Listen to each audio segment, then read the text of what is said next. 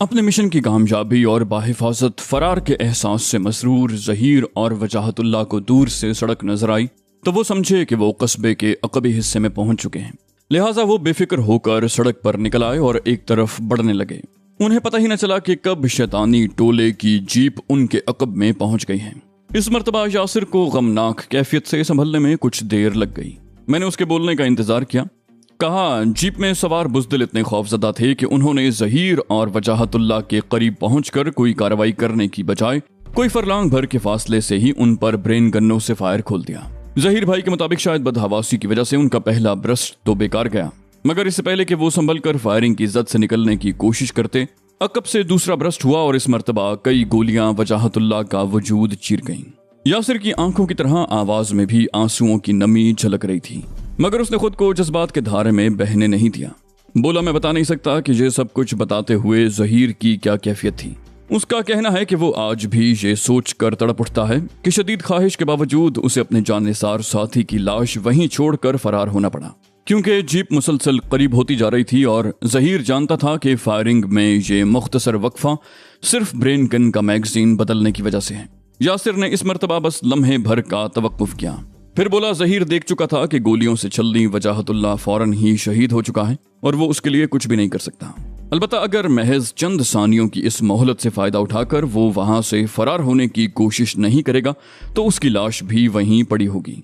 उसे अपनी मौत का इतना डर तो न था, मगर उसे एहसास था कि वो अपनी जिंदगी बचाकर अपने साथियों तक न पहुंचा तो किश्तवाड़ के इलाके में हुर्रियत पसंदी की जिद्दोजहद को शदीद धचका लगेगा। लिहाजा अपने दिल पर पत्थर रख कर वो हत्तुल इम्कान फुर्ती से साथ वाली गली में घुस गया। यासिर ने मजीद कहा, ज़हीर ने बताया कि उसने इतनी मुख्तसर सी मुद्दत में भी खतरा मोल लेकर शहीद साथी के गले में हमाइल स्टेन गन अपने कब्जे में ले ली थी। शायद उसकी तरफ से लिया गया यही रिस्क उसकी जान बचा गया, क्योंकि उसकी ये कार्रवाई गालिबन वजाहतुल्लाह की जान लेने वालों ने भी देख ली थी। लिहाजा उन्होंने ज़हीर के ताक़ुब में पैदल गलियों में घुसने की जुर्रत नहीं की और वो जान बचाकर पिकाल पहाड़ी की चोटी पर अपने साथियों तक पहुंचने में कामयाब हो गया। उसी रात वो सब वापस किश्तवाड़ की तरफ चल पड़े और वारवान वादी में चौहरनाग झील के करीब पहाड़ी जंगल में 8 दिन रूपोश होने के बाद ज़हीर ने अपने साथियों को हथियारों समेत मुख्तलिफ इलाकों में मुंतशिर होने की हिदायत करके खुद यहाँ आ गया।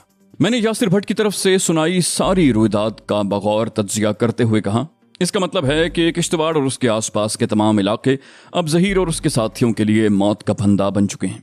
दुश्मन के शिकारी कुत्तों जैसे जासूस और मुखबर हर तरफ उनकी बू सूंघते फिर रहे होंगे। मेरी बात सुनकर यासिर भट्ट ने हाँ में सर हिलाया। बोला, बिल्कुल यही बात ज़हीर भाई ने बताई थी। उसके मुताबिक इस इलाके में गासिब फौज की इजाफी तादाद आ गई थी और इस कदर सख्ती हो गई थी कि पहाड़ों से उतरना मौत को दावत देने के मुतरादिफ था। उसने इसीलिए तमाम गोरिल्ला कार्रवाइयां हालात साजगार होने तक के लिए रोक दी थी। ये सुनकर मेरे जहन में एक ख्याल आया, मगर मैंने उस पर यासिर से बात करने की बजाय ज़हीर की वापसी का इंतजार मुनासिब समझा। अब मुझे मजीद शिद्दत से उसकी कमी महसूस हो रही थी। काश वो जल्द अज जल्द वहां पहुंच जाता, मगर मेरी ये ख्वाहिश जाहिर है उसी वक्त पूरी हो सकती थी जब अल्लाह को मंजूर होता। अलबत्ता अगले दिन दोपहर को नासिर वापस लौट आया। वो मुझसे मिलकर बहुत खुश हुआ। शाम को यासिर अपनी आड़त से घर वापस आया तो खाने के बाद रात गए तक बैठक में हमारी गपशप की महफिल जमी।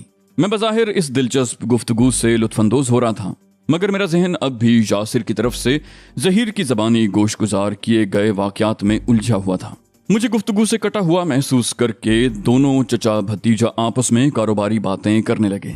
नासिर बता रहा था कि व्यापारियों से लेन देन की क्या बातें हुई, किसके रवैये में गर्मजोशी थी और कौन जान छुड़ाने के लिए टाल रहा था। तभी यासिर की तरफ से पूछा गया सवाल मेरे कानों में पड़ा, यार ये बताओ, कहीं ज्ञान सिंह भी तुम्हें रकम चुकाने के लिए सिर्फ लारे तो नहीं दे रहा?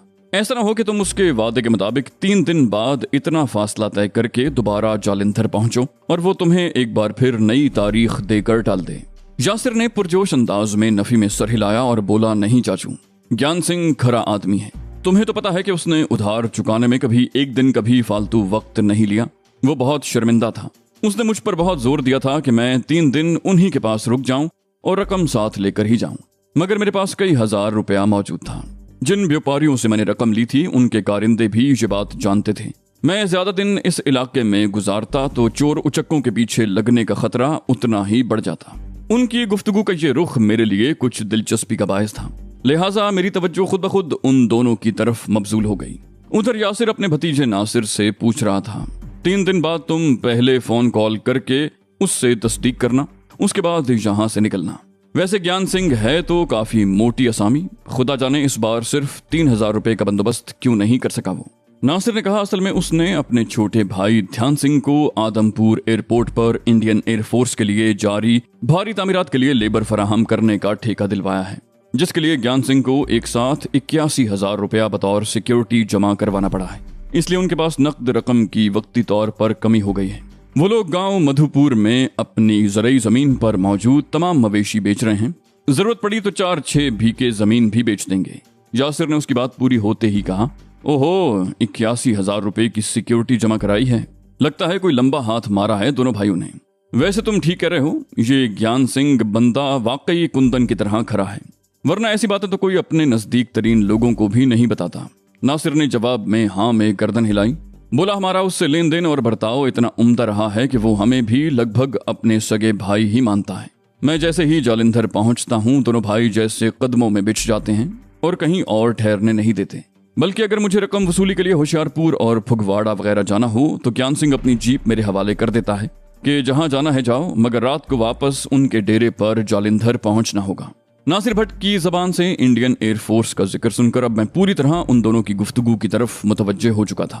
नासिर कह रहा था, चाचू, उसने बताया है कि जंगी तैयारों के लिए 2 बड़े और 3 छोटे शेड्स की तामीर के लिए मजदूर मुहैया करने के लिए 4,22,000 रुपए के ठेके की मंजूरी हुई है। मगर ज्ञान सिंह बता रहा था कि वो इंडियन एयरफोर्स में बहुत ऊंचे ओहदे पर मौजूद अपने करीबी अजीज की मदद से मजीद शेडों के लिए मजदूर सप्लाई के ठेके लेने की कोशिश कर रहा है। उनके रिश्तेदार ने बताया है कि प्रोजेक्ट बहुत बड़ा है। अगर इस ठेके के लिए ज्ञान सिंह और ध्यान सिंह ने मजदूरों की सप्लाई पूरी रखी तो मजीद ठेके आसानी मिल जाएंगे। ये सब सुनकर मेरे दिमाग में बिजलियां सी चमकने लगी और अब मेरे लिए गुफ्तगू से बाहर रहना मुश्किल हो गया था। मैंने अपना दिली हैजान लहजे से झलकने से रोकने की हर मुमकिन कोशिश करते हुए नासिर से पूछा, इतने बड़े पैमाने पर तामीराती काम और फाइटर तैयारों के लिए इतने सारे शेड्स नए बनाने से लगता है कि भारत सरकार आदमपुर के उस हवाई अड्डे को इलाके का सबसे बड़ा एयरफोर्स बेस बनाने की तैयारियां कर चुकी हैं। मेरा दिलचस्पी भरा सवाल सुनकर वो दोनों चौंके, फिर उनके वजीही चेहरों पर जोशीली मुस्कुराहट उभरी। फिर नासिर ने कहा, हाँ जमाल भैया, ज्ञान सिंह ने बातों बातों में जिक्र किया है कि उसके चचाजाद भाई air vice marshal Arjun Singh के मुताबिक इन तामीरात के बाद आदमपुर एयरबेस पर जंगी जहाज रखने की गुंजाइश 3 गुना हो जाएगी। मगर पठानकोट पर इससे भी ज्यादा बड़े पैमाने पर तौसी का काम चल रहा है। ज्ञान सिंह के मुताबिक उसे पक्की उम्मीद है कि वहां का ठेका भी बस मिलने ही वाला है। मैंने संजीदा लहजे में कहा, बहुत खूब, यानी इन दोनों भाइयों के जरिए कम से कम आदमपुर एयरबेस के बारे में तो बहुत सी कीमती मालूमात हासिल हो सकती हैं। मेरी बात सुनकर नासिर ने हाँ में गर्दन हिलाई। मेरा मतलब समझकर अब यासिर के चेहरे पर भी जोश और मुसरत के आसार नमूदार हो चले थे। मैंने अपनी बात आगे बढ़ाई, कहा, नासिर भैया, तुम्हारी बातों से लग रहा है कि उस सरदार ज्ञान सिंह से तुम लोगों की इतनी गाड़ी छनती है कि वो तुम दोनों की कोई भी बेजरर फरमाइश नहीं टालेगा। मसलन तुम्हारी तरफ से मुझ जैसे बेरोजगार रिश्तेदार को आदमपुर एयरबेस पर शेड्स की तामीर के काम में बतौर मजदूर भर्ती कराने की फरमाइश। मेरी बात सुनकर नासिर ने पुरजोश अंदाज में सर ऊपर नीचे हिलाया और बोला, ये कोई मसला ही नहीं है भाई, बल्कि वो लोग तो खुद पंजाब और हरियाणा के इलाकों में जवान, तनुमंद और सख्त जान मजदूरों की तलाश में सरगर्दा हैं। तुम्हें देखकर तो उनका दिल खुश हो जाएगा। मैंने बज़ाहिर पुरसुकून लहजे में कहा, तो फिर तय रहा, मैं आज से 3रे दिन तुम्हारे साथ जालंधर चलूंगा। तुम ज्ञान सिंह से सिफारिश करके मुझे बतौर मजदूर भर्ती करवा दोगे। नासिर को पुरएतमाद अंदाज में हाँ में गर्दन हिलाते देखकर मेरा दिल खुशी से झूम उठा। मेरा हिंदुस्तान से न जाने का फैसला दुरुस्त साबित होने के आसार नुमायां हो चले थे। मैंने अपनी खुशी के तासुरात छुपाने की कोशिश नहीं की। इस असना में वो दोनों मेरे सवालों का असल मकसद समझ चुके थे, लिहाजा उनके चेहरों से भी अब जोशो मुसर्रत के आसार झलकने लगे थे। बिलाखिर यासिर ने कहा, मैं समझ गया जमाल भैया, तुम मजदूर बनकर आदमपुर एयरबेस की हुदूद में घुसकर वहां का नक्शा बनाना चाहते हो। बहुत ही बेहतरीन ख्याल और नेक इरादा है। मुझे यकीन है इससे अच्छा मौका नहीं मिल सकता। ज्ञान सिंह के लिए तुम्हें वहां फिट करवाना बिल्कुल मुश्किल नहीं होगा। नासिर ने अपने चचा की तायद की, मगर फिर सवाल किया, मगर जमाल भैया ये तो बताएं कि एयरबेस की हुदूद में घुसने के बाद वहां के शेड्स वगैरह का नक्शा बनाने का क्या फायदा होगा? मेरा मतलब है, अगर दोनों मुल्कों में कभी जंग हुई और पाकिस्तान के जंगी तैयारों ने आदमपुर एयरबेस पर फजाई हमला किया तो उन्हें दूर से ही वो शेड्स नजर आ जाएंगे। और वो उन पर बमबारी करके वापस चले जाएंगे। मैंने नासिर की बात सुनकर संजीदा लहजे में कहा, तुम ठीक कह रहे हो भैया, मगर किसी भी एयरबेस पर सिर्फ शेड्स का महल वकू मालूम होना काफी नहीं होता। और भी बहुत सी ऐसी मालूमात हैं जिनका इल्म होने पर फजाई हमला या कोई छापामार कार्रवाई आसान और निस्बतन महफूज बनाई जा सकती है। शायद तुम लोगों को मालूम हो कि मैंने हुलवाड़ा एयरबेस में घुसकर भी ऐसी ही कामयाब कार्रवाई की थी। मैंने दिल्ली वापस पहुंचकर अपना बनाया हुआ नक्शा साहब लोगों को पेश किया तो उन्होंने हुलवाड़ा एयरबेस पर मौजूद जहाज़ों की अक़साम और तादाद और शेड्स के महल वक़ूफ़ से ज़्यादा दिलचस्पी मेरी तरफ से फराहम करदा दीगर तनसीबात के खाकों में ज़ाहिर की। उन दोनों को अपनी बातों में गहरी दिलचस्पी लेते देखकर मैंने तफसील में जाने का फैसला किया। मसलन उन्होंने मुझसे रनवे के इब्तिदाई सिरे से ज़रा हटकर बने एक छोटे से पुख्ता और कुशादा मैदान के बारे में जोर देकर पूछा, जिसे वो एयरक्राफ्ट ऑपरेशन एरिया कह रहे थे, और उनके मुताबिक ये वो मकाम होता है जहां बमों और मिसाइलों से लदे कुछ जंगी तैयारे बहुत मुख्तसर नोटिस पर उड़ने के लिए तैयार हालत में मौजूद होते हैं, और किसी भी फजाई हमले की सूरत में सबसे पहले इसी मकाम पर बम गिराकर वहां मौजूद तमाम जंगी तैयारे तबाह करने की कोशिश की जाती है, ताकि वो जंगी तैयारे परवाज का मौका मिलने पर हमला आवर जंगी तैयारों का मिशन नाकाम न बना दें। उनकी तादाद 10-12 बल्कि जंगी हालात में उनसे भी ज्यादा हो सकती है। खुशकिस्मती से इस तकनीकी बात से वाकिफ न होने के बावजूद मैंने हुलवाड़ा एयरबेस के नक्शे में उस एयरक्राफ्ट ऑपरेशन एरिया और वहां तैयार हालत में खड़े जंगी तैयारों और हेलीकॉप्टर की वाज़ेह निशानदही की थी। मेरी बात सुनकर उन दोनों ने मुसर्रत का इजहार किया। फिर यासिर बोला, बहुत खूब, मुझे यकीन है तुम आदमपुर एयरबेस में घुसने के बाद उस जगह के महल वकूफ़ का आसानी से पता चला लोगे, क्योंकि उसके आसपास ही कहीं वो नए शेड्स तामीर हो रहे होंगे। मैंने हाँ में गर्दन हिलाते हुए बात आगे बढ़ाई। कहा, एयरक्राफ्ट ऑपरेशन एरिया के अलावा एयरबेस पर नस्ब एंटी एयरक्राफ्ट गन्नों के मकामात, ईंधन जखीरा रखने वाली टंकियों वगैरह का महल वकूफ़, रडार की तनसीबात वगैरह की मालूमात भी एयरबेस को तबाह और तवील अरसे के लिए नाकारा बनाने में बहुत मुफीद होती हैं। उन दोनों ने मेरी फराहम करदा मालूमात बहुत दिलचस्पी से सुनी और शुक्रिया अदा करने के साथ मेरी तारीफ के पुल बांध दिए। मैंने शर्मिंदगी से दामन बचाने के लिए गुफ्तगू का रुख जहीर की तरफ फेर दिया। कहा, पता नहीं यार, ये जहीर एमुनेशन खरीद कर कब तक वापस आएगा। राइफलों और स्टेन गन्नों की गोलियों का बंदोबस्त करने में इतने दिन तो नहीं लगने चाहिए थे। मेरी बात सुनकर नासिर ने कहा, गोलियां तो उसे शायद मिल ही जाएंगी, मगर उस पर जो हथियार खरीद कर किश्तवाड़ ले जाने की धुन सवार है वो इतनी आसानी से उसके हत्थे नहीं लगेगा, जबकि वो उसकी तलाश में हिंदुस्तान के किसी भी कोने में किस्मत आजमाई पर तुला हुआ है। नासिर की बात सुनकर मैं चौंका। उसने मेरा तजस्सुस भांपते हुए बिला ताखीर वजाहत की। बोला, दरअसल जहीर इस बार गोलियों के साथ साथ ब्रेन गन खरीदने का अज़्म लेकर यहाँ आया है।